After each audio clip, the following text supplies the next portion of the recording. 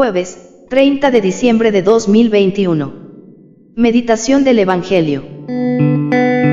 Lucas, capítulo 2, versículos 22, y del 36 al 40.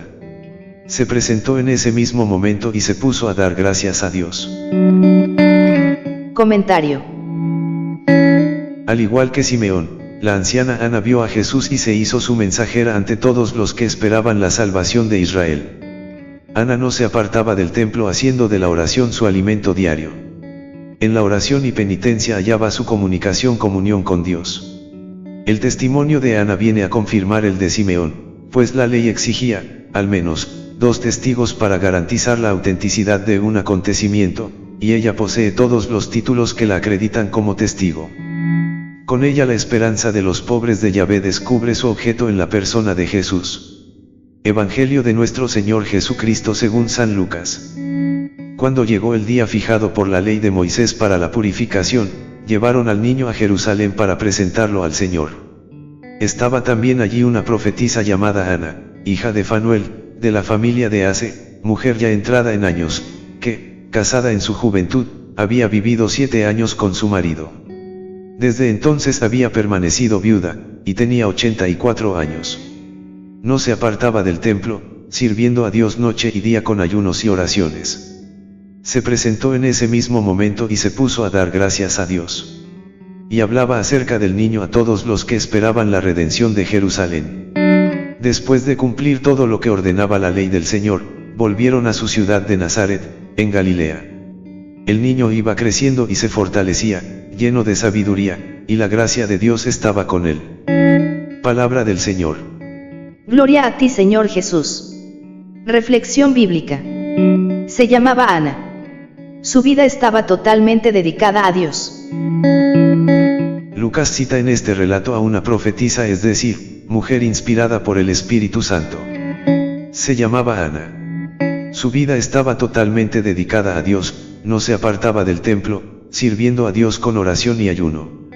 Ana, la profetisa, es sin duda una mujer muy especial, por esa razón aparece como una figura destacada en este fragmento del Evangelio. Ella es una profetisa, es decir, una mujer consagrada a Dios, con un específico carisma, dada a la piedad y a la animación de estos días donde se realizan estas especiales doctrinas. San Lucas hace una descripción detallada de la biografía de ella y sus actividades. Su viudez parece un celibato consagrado. Su obra no fue al menos exclusivamente en el templo, pues ella hablaba a todos los que esperaban la liberación por obra mesiánica. Debió de recibir un fuerte impacto en aquel episodio del templo. Se llamaba Ana.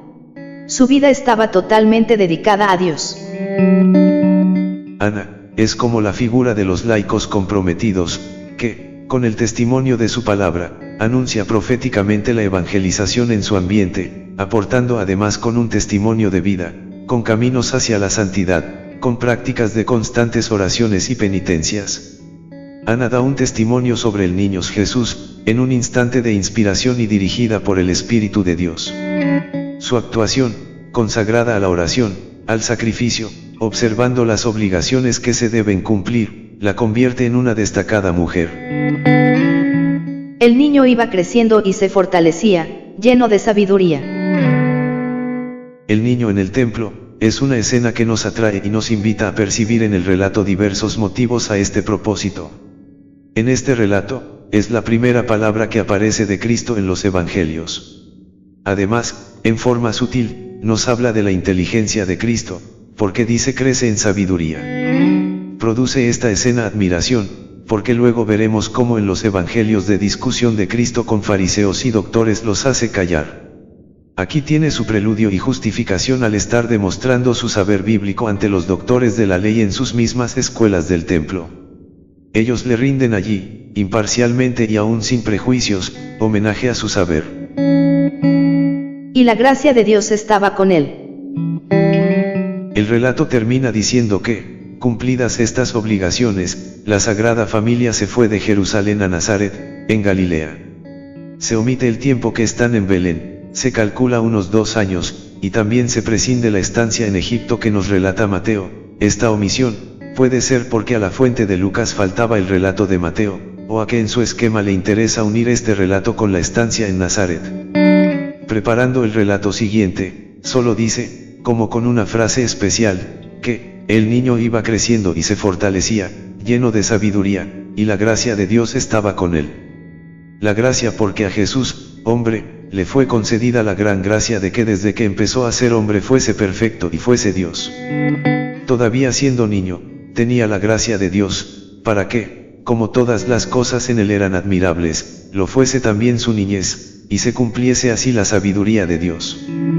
Por eso el Hijo de Dios, al hacerse hombre, quiso progresar en sabiduría, en estatura y en gracia. Qué misterio tan impenetrable la vida de los tres allí.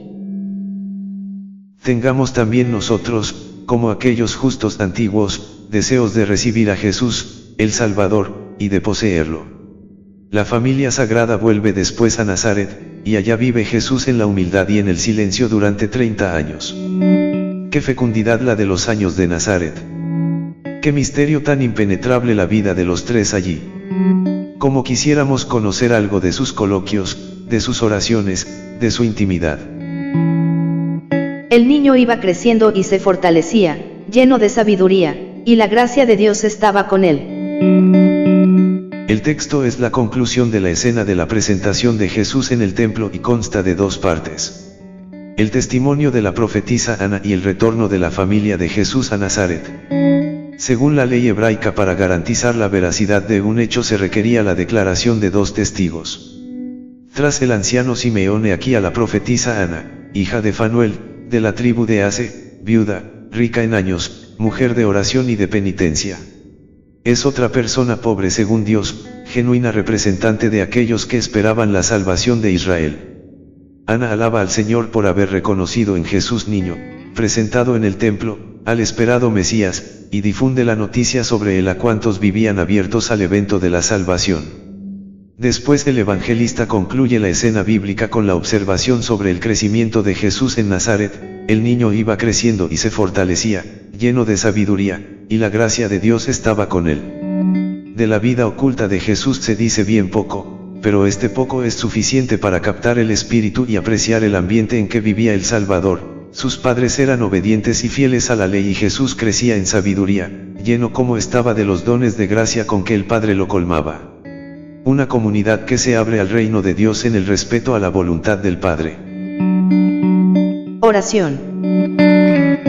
Señor Jesús, tú escogiste la opción de vivir con nosotros la experiencia humana en el seno de una familia sin apariencias, ni prestigio, ni riqueza.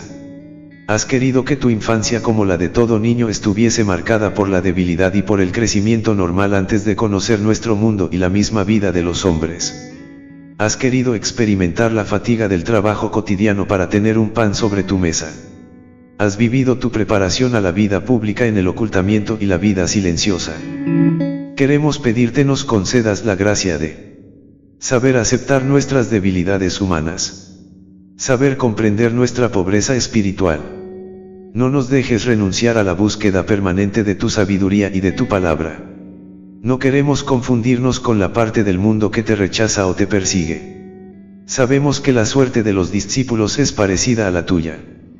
Pero sabemos también que la ceguera y la falta de fe al proyecto del Padre son la verdadera causa de esta oposición del mundo. Señor, no nos dejes caer en la tibieza y en la superficialidad de la fe, sino haznos fuertes con tu palabra. El Señor les bendiga. Amén.